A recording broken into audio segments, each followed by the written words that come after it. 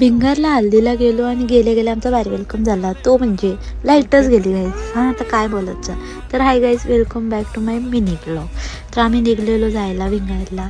तिकडं गेलो तर बघू शकतात लाईट नव्हतीच, ही 2-3 घरांची होती. तर मांडवमध्ये पण पूर्ण काळोख होता, काहीच दिसत नव्हतं आम्हाला. आणि थोड्या वेळात लाईट आली आणि आम्ही घरात बसलेलो. आमचं पापडे बिपडे आलेल्या, आमच्या नानीनी जोरच घेतलेला बाबा या 2-2 डिशा. आणि इथं आमची मम्मी दोघी पण काय बाबा ऐकत नाही, त्यांचं लक्ष पण नव्हतं. आणि आई तर फोटोच नव्हती काढून देत, काय माहिती सगळ्यांना आम्हाला थांबून ठेवलेली, सगळी थांबलेली.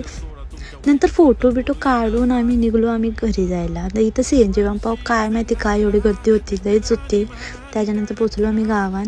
मग तिकडं गेलो, तिथं आमच्या जरा फॅमिलीमध्येच होता हा पण लग्न, त्याच्यामुळे इकडं पण जायचंच होता. तिथं गेलो आणि मस्त बसलेलो आम्ही. तर ही लहान पोरांची जाम मस्ती चाललेली, काय माहिती माईकमध्ये काय वाटतं. तर मी आजच पटकन फोन उचलला, तर हिनी पण एक पापड्यानं जोर घेतलेला.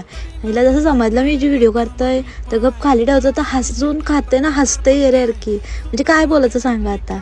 नेल्स लावलेलं प्रेस ऑन तर ते दाखवत होती, बाबा शायनिंग जे काय खपणार नाही, हे काय आमचं बाबा हे जगा वेगळं असतं. तर त्याच्यानंतर काय बसलेलो मी पण.